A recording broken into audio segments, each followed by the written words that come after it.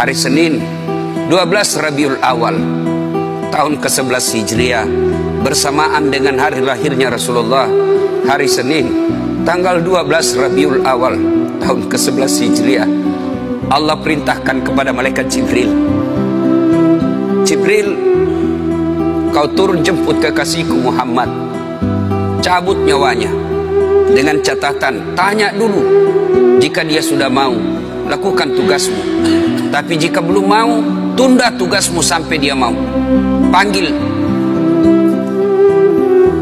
3 malaikat menyertaimu, Mikail, Israel, Israfil. Turunlah malaikat. Di langit ke-7 mereka masih berempat, langit ke-6 mereka masih berempat. Sampai di langit pertama malaikat Jibril berkata, wahai malaikat pencabut nyawa, kau sajalah yang turun ke dunia. Saya tidak tega menemanimu dan melihat engkau mencabut rohnya Muhammad SAW. Lalu malaikat pencabut nyawa berkata, Jibril, kenapa kau tidak turun menyertai kami? Bukankah selama ini engkau yang menyertai Rasulullah? Bukankah selama ini engkau yang menemui Rasulullah? Kami tidak pernah menemui Rasulullah. Turunlah bersama kami. Jibril berkata, maafkan saya tidak betul-betul tidak mampu melihat engkau mencabut rohnya Rasulullah. Turunlah 4 malaikat ini. Lalu malaikat mengetuk pintu Rasulullah, ketuk rumah Rasulullah.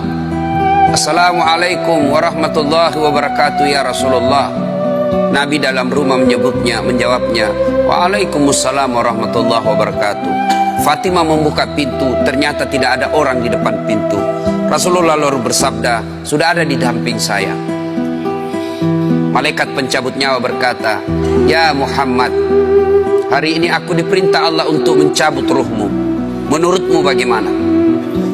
Rasulullah menjawabnya, wahai malaikat, 24 nabi dan rasul senior saya, 24 nabi dan rasul pendahulu saya, setelah mereka melaksanakan tugas, mereka pun menghadap kepada Allah. Hari ini saya siap menghadap, tapi saya lihat ini ada keanehan. Apa ya Rasulullah? Mana malaikat Jibril?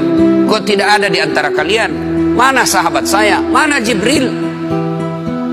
Malaikat pencabut nyawa berkata, Jibril menunggu di atas langit, dia tidak datang untuk menyertai kami.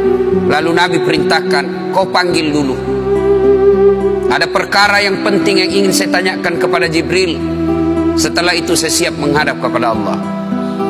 Naiklah malaikat pencabut nyawa dan berkata kepada Jibril, ya Jibril, engkau dicari sahabatmu, turunlah engkau menyertai kami. Turun malaikat Jibril, lalu ketemu dengan Nabi.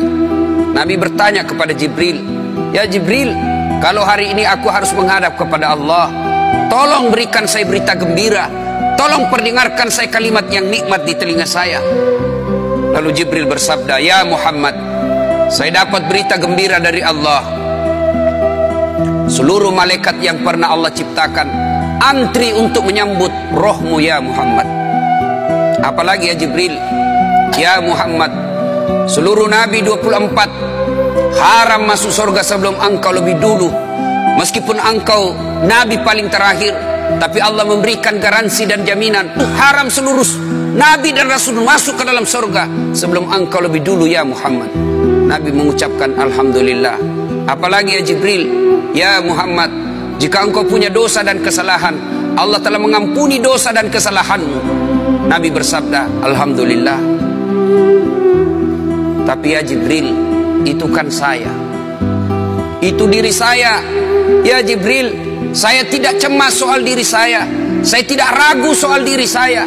Yang saya cemaskan umatku ya Jibril. Bagaimana umatku sepeninggal aku kelak?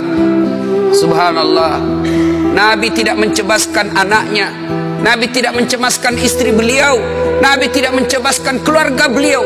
Yang beliau cemaskan umatku ya Jibril. Jibril lalu berkata, baiklah kalau begitu ya Muhammad, nantikan saya. Jibril lalu menghadap kepada Allah. Selang beberapa saat muncul kembali dan berkata, ya Muhammad, aku telah mendapat berita gembira dari Allah, meskipun engkau sudah tidak di tengah-tengah mereka. Meskipun engkau sudah tidak berada di tengah umatmu, selama umatmu berpegang kepada Quran dan Sunnah, mereka akan selamat dunia sampai di akhirat. Mendengar ini Rasulullah lalu tersenyum dan berkata, Alhamdulillah, segala puji bagi Allah. Malaikat pencabut nyawa, silahkan laksanakan tugasmu. Jibril mundur, majulah malaikat pencabut nyawa melaksanakan tugas dan berkata, kalau bahasa kita, ya Muhammad, maafkan saya, saya tidak mampu melakukan ini, tapi ini perintah dari Allah. Lalu Nabi bersabda, laksanakan tugasmu, saya pun siap melakukannya. Mundur malaikat Jibril, majulah malaikat pencabut nyawa melaksanakan tugasnya. Keluar rohnya Rasulullah, perlahan-perlahan meninggalkan telapak kaki Rasulullah.